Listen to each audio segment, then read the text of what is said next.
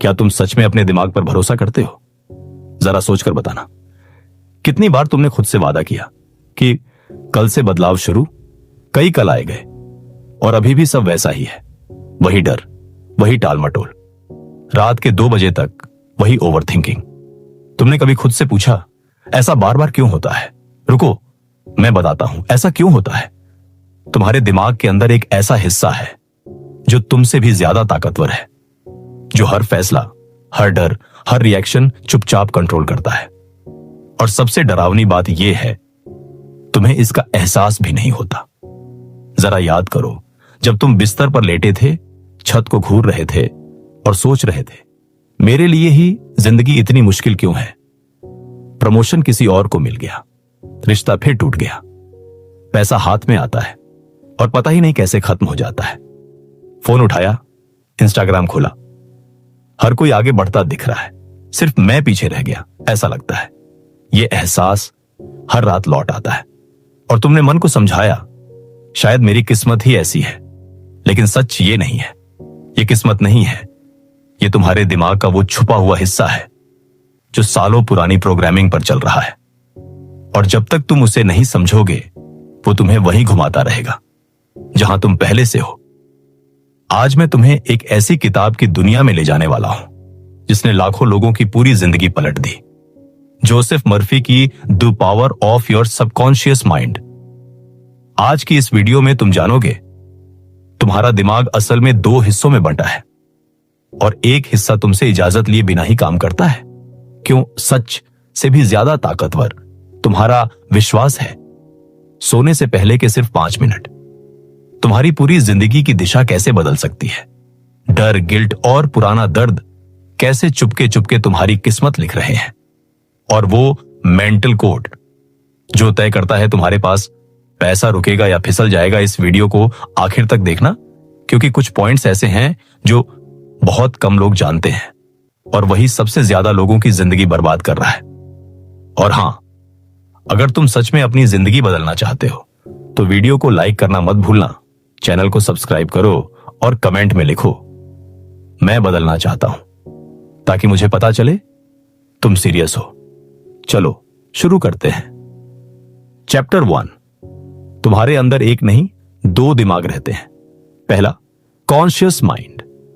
यह वो हिस्सा है जो डिसीजन लेता है, लॉजिक लगाता है, सोचता है, तर्क करता है। दूसरा, सबकॉन्शियस माइंड। यह वो हिस्सा है जो आदतें बनाता है, इमोशंस कंट्रोल करता है और बिना तुमसे पूछे रिएक्ट करता है। एक इंसान के बारे में सोचो जो जानता है स्मोकिंग सेहत के लिए खराब है, हर बार पैकेट देखकर मन में कहता है आज से बंद, लेकिन शाम होते होते हाथ फिर पैकेट तक पहुंच जाता है। उसका कॉन्शियस माइंड मना कर रहा था, लेकिन उसका सबकॉन्शियस माइंड, सालों की आदत, सालों का कंफर्ट, उससे ज्यादा ताकतवर निकला। यही वजह है जब कोई स्टेज पर बोलने जाता है तो हाथ पैर कांपते लगता है, दिल की धड़कन तेज हो जाता है। कॉन्शियस माइंड कहता है सब ठीक है, डरने की बात नहीं। लेकिन सबकॉन्शियस माइंड में बैठा पुराना डर शरीर को कंट्रोल कर लेता है। यह दिमाग एक आइसबर्ग जैसा होता है। पानी के ऊपर जो हिस्सा दिखता है वो कॉन्शियस माइंड है, छोटा, सीमित। लेकिन पानी के नीचे जो विशाल बर्फ का पहाड़ छुपा है वो सबकॉन्शियस माइंड है और असली ताकत वहीं छुपी है। एक एथलीट जो सालों ट्रेनिंग करता है, परफेक्ट फॉर्म में होता है, फिर भी फाइनल शॉट मिस कर देता है। क्यों? क्योंकि उसके अंदर कहीं गहरे में एक आवाज बैठी है, मैं जीत नहीं सकता। कॉन्शियस माइंड ने मेहनत की, सबकॉन्शियस माइंड ने नतीजा तय किया। या सोचो उस स्टूडेंट के बारे में जिसने रात रात भर पढ़ाई की, हर टॉपिक तैयार किया, लेकिन जैसे ही एग्जाम हॉल में पेपर हाथ में आया, दिमाग खाली हो गया, हाथ कांपने लगे, जो याद था वो भी भूल गया। उसकी तैयारी पूरी थी, लेकिन उसके अंदर बैठा पुराना डर, मैं एग्जाम में हमेशा गड़बड़ करता हूं, उससे ज्यादा ताकतवर निकला। यही है आज की सबसे बड़ी सच्चाई। जब तक तुम्हारा सबकॉन्शियस माइंड नहीं बदलेगा, तब तक सिर्फ विल पावर से, सिर्फ मोटिवेशन से कुछ भी परमानेंट नहीं बदलेगा। लेकिन यहां एक सवाल आता है, अगर यह हिस्सा इतना ताकतवर है तो यह काम कैसे करता है? चैप्टर 2। तुम्हारा सबकॉन्शियस माइंड एक बात में बहुत अलग है। ये कभी बहस नहीं करता, ये कभी जज नहीं करता।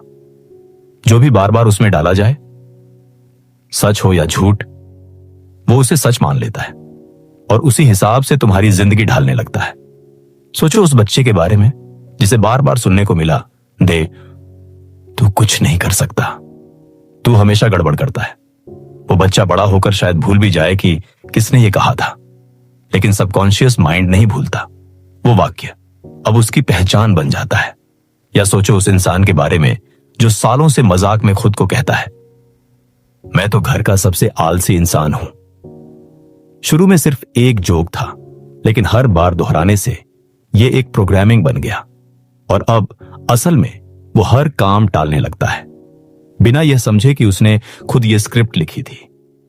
मेडिकल साइंस में इसका एक बहुत मशहूर उदाहरण है प्लेसिबो इफेक्ट। मरीजों को सिर्फ शुगर की गोली दी जाती है, यह बताकर कि यह असली दवा है, और हैरानी की बात, कई मरीज सच में ठीक होने लगते हैं। क्यों? क्योंकि उनके सबकॉन्शियस माइंड ने उस सजेशन को सच मान लिया और शरीर ने उसी हिसाब से रिएक्ट किया। जरा सोचो, यह ताकत कितनी बड़ी है। दिमाग को फर्क नहीं पड़ता कि बात सच है या झूठ, उसे सिर्फ यह पता है इसे बार बार दोहराया गया है तो यह सच होना चाहिए। तो अब खुद से पूछो, तुमने आज तक खुद से कितनी बार क्या कहा है? मुझसे नहीं होगा, मेरी लाइफ में कभी कुछ अच्छा नहीं होता, मैं रिलेशनशिप में हमेशा फेल हो जाता हूं। हर बार जब तुमने ये शब्द दोहराए, चाहे गुस्से में चाहे मजाक में, तुम्हारे सबकॉन्शियस माइंड ने उसे रिकॉर्ड कर लिया और फिर चुपचाप उसी हिसाब से तुम्हारी रियलिटी बनाना शुरू कर दिया। तुम्हारे शब्द सिर्फ शब्द नहीं है, वो तुम्हारे दिमाग के लिए आदेश है, क्योंकि सिर्फ शब्द काफी नहीं है। असली खेल शुरू होता है तब जब इसमें विश्वास जुड़ जाता है। चैप्टर 3। जोसेफ मर्फी की इस किताब में एक बात बहुत गहराई से समझाई गई है। फर्क इस बात से नहीं पड़ता कि तुम किस चीज पर विश्वास करते हो, फर्क इस बात से पड़ता है कि तुम विश्वास करते हो। सोचो एक इंसान के बारे में जो हर इंटरव्यू से पहले एक खास पेन साथ रखता है, क्योंकि उससे लगता है ये उसकी लकी पेन है। जिस दिन वो पेन साथ होता है, उसका कॉन्फिडेंस अलग होता है, उसकी बॉडी लैंग्वेज अलग होती है और नतीजा भी अक्सर अच्छा आता है। क्या उस पेन में कोई जादू है? बिल्कुल नहीं, लेकिन उस इंसान का विश्वास असली था और वही विश्वास उसके सबकॉन्शियस माइंड को एक सिग्नल देता है, मैं तैयार हूं, मैं कर सकता हूं। और दिमाग उसी सिग्नल पर शरीर और दिमाग को बेहतरीन परफॉर्मेंस के लिए तैयार कर देता है। यही वजह है कि दो मरीज एक ही बीमारी के साथ एक ही दवा लेकर भी अलग नतीजे पाते हैं। जो मरीज अपने डॉक्टर पर, अपने इलाज पर पूरा विश्वास रखता है, उसका रिकवरी रेट अक्सर तेज होता है। विश्वास शरीर के भीतर हीलिंग को एक्टिवेट करता है। यही असर क्लासरूम में भी देखा गया है। जब टीचर को बताया गया कि कुछ खास बच्चे बहुत तेज हैं, हकीकत में वो बच्चे औसत ही थे। टीचर का बिहेवियर बदल गया, ज्यादा भरोसा, ज्यादा ध्यान, ज्यादा मौके, और कुछ महीनों बाद वही बच्चे सच में बेहतर रिजल्ट लाने लगे। टीचर के विश्वास ने बच्चों के अपने ऊपर के विश्वास को बदल दिया। लेकिन यही ज्यादातर लोग गलती करते हैं। वो अपनी ताकत बाहर ढूंढते हैं, किसी लकी चार्म में, किसी और के अप्रूवल में, किसी ज्योतिषी की भविष्यवाणी में, जबकि असली ताकत हमेशा अंदर थी, उनके विश्वास करने की क्षमता में। जरा सोचो, अगर तुम अपनी खुद की काबिलियत पर उतनी ही तीव्रता से विश्वास करना शुरू कर दो जितना तुम किसी लकी चार्म पर करते हो, तुम्हारी जिंदगी कितनी बदल जाएगी। और यही वजह है कि सिर्फ दिन में सोचना, सिर्फ दिन में अफर्मेशन बोलना काफी नहीं है। असली खेल शुरू होता है जब तुम सोने जाते हो। चैप्टर 4। यह वो हिस्सा है जो ज्यादातर लोग नहीं जानते। जोसेफ मर्फी कहते हैं, सोने से ठीक पहले का वो हल्का नींद जैसा हाफ अवेयर स्टेट दिमाग की सबसे संवेदनशील अवस्था है। उस वक्त तुम्हारा कॉन्शियस माइंड धीरे धीरे शांत हो रहा होता है, उसका रेजिस्टेंस कम हो जाता है और तुम्हारा सबकॉन्शियस माइंड बिना किसी रुकावट के हर सजेशन को सीधा अंदर ले लेता है। सोचो उस इंसान के बारे में जो ऑफिस में हर मीटिंग में नर्वस हो जाता है, अपनी बात रख नहीं पाता। हर रात सोने से पहले सिर्फ 5 मिनट के लिए वो आंखें बंद करता है और खुद को कल्पना में उस मीटिंग रूम में देखता है, शांत, कॉन्फिडेंट, साफ साफ बोलते हुए। पहले हफ्ते कुछ नहीं बदलता, दूसरे हफ्ते थोड़ी हलचल होती है, तीसरे चौथे हफ्ते असल मीटिंग में उसकी आवाज खुद ब खुद शांत रहने लगती है। उसके शब्द बेहतर निकलते हैं क्योंकि अंदर उसके सबकॉन्शियस माइंड ने पहले ही उस सीन को सैकड़ों बार जी लिया था। यही टेक्निक बड़े बड़े एथलीट्स इस्तेमाल करते हैं। मुकाबले से पहले आंखें बंद करके अपनी जीत को महसूस करना, उसे दिमाग में पहले ही रिकॉर्ड कर लेना। तुम्हारा आखिरी 5 मिनट दिन का सबसे छोटा हिस्सा लगता है, लेकिन यही 5 मिनट अगले दिन का ब्लूप्रिंट तय करते हैं। लेकिन यह टेक्निक तभी पूरी तरह काम करेगी जब तुम अपने अंदर बैठे एक और दुश्मन को पहचानोगे और हटाओगे। और वो दुश्मन इतनी चुपके से काम करता है कि ज्यादातर लोगों को इसका एहसास तक नहीं होता। चैप्टर 5। हर बार जब तुम डर में जीते हो, चिंता में डूबे रहते हो या किसी पुरानी गलती का गिल्टली घूमते हो, तुम्हारा सबकॉन्शियस माइंड उसी इमोशन को बार बार रीइंफोर्स करता है और धीरे धीरे ये इमोशंस तुम्हारे लिए एक लॉक बन जाते हैं। सोचो उस इंसान के बारे में जो किसी पुराने रिश्ते में बुरी तरह टूट गया था और उसे लगता है कहीं ना कहीं वो ही गलत था। वो गिल्ट लेकर आगे बढ़ता है, नया रिश्ता शुरू होता है, सब अच्छा लग रहा होता है और फिर अचानक वो खुद ही दूरियां बनाने लगता है, खुद ही चीजें खराब कर देता है। बाहर से देखने पर लगता है ये इंसान रिश्तों में बदकिस्मत है, लेकिन सच ये है उसका सबकॉन्शियस माइंड पुराने गिल्ट और डर की वजह से खुद ही सफलता को सैबोटाज कर रहा है। क्योंकि गहरे में एक आवाज बैठी है, मैं अच्छे रिश्ते के लायक नहीं हूं। यही पैटर्न करियर में भी दिखता है। कोई इंसान बड़ा मौका मिलने से ठीक पहले खुद ही पीछे हट जाता है, इंटरव्यू के दिन बीमार पड़ जाता है, प्रेजेंटेशन से पहले अचानक कॉन्फिडेंस गिर जाता है। यह कोई इत्तेफाक नहीं है, यह अंदर बैठा पुराना डर है जो आगे बढ़ने से रोक रहा है। और यह सिर्फ मौकों तक सीमित नहीं रहता, लंबे समय तक दबा हुआ डर और गिल्ट शरीर पर भी असर डालने लगते हैं। बार बार सिरदर्द, पेट की दिक्कत, बिना वजह थकान, शरीर दिमाग की उस उलझन को अपनी भाषा में बोलना शुरू कर देता है। जोसेफ मर्फी इस किताब में बहुत साफ कहते हैं, माफी सिर्फ एक अच्छी आदत नहीं है, यह एक मेंटल हाइजीन है। खुद को माफ करना, दूसरों को माफ करना, यह पुराने इमोशनल लॉक को खोलने का सबसे तेज रास्ता है। जब तक गिल्ट और डर दिमाग में बैठे रहेंगे, सबकॉन्शियस माइंड उसी फ्रीक्वेंसी पर काम करता रहेगा और जब यह ब्लॉक हटता है तो सिर्फ शांति नहीं मिलती, दिमाग एक नई दिशा में काम करना शुरू कर देता है और सबसे पहला असर दिखता है पैसे और सफलता में। चैप्टर 6। यह हिस्सा शायद सबसे ज्यादा लोगों को हैरान कर देगा। सोचो उस इंसान के बारे में जो बचपन से सुनता आया, पैसा हाथ का मैल है। हमारे परिवार में पैसा कभी नहीं टिकता। शुरू में यह सिर्फ बड़ों की बातें लगती हैं, लेकिन सालों तक सुनने के बाद यह एक मनी ब्लूप्रिंट बन जाता है। दिमाग के अंदर बैठा एक फिक्स्ड कोड जो तय करता है कि पैसा कितना रुकेगा। यही वजह है कि बहुत से लॉटरी विनर्स करोड़ों जीतने के बावजूद कुछ ही सालों में फिर से खाली हाथ खड़े हो जाते हैं।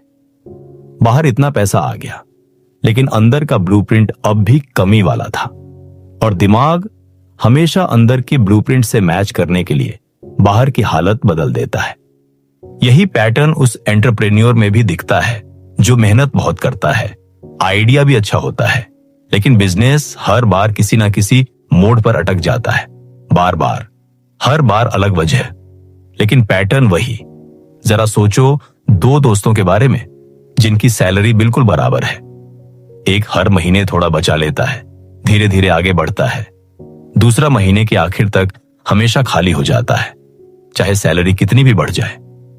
बाहर के हालात एक जैसे थे, फर्क सिर्फ अंदर के मनी ब्लूप्रिंट का था।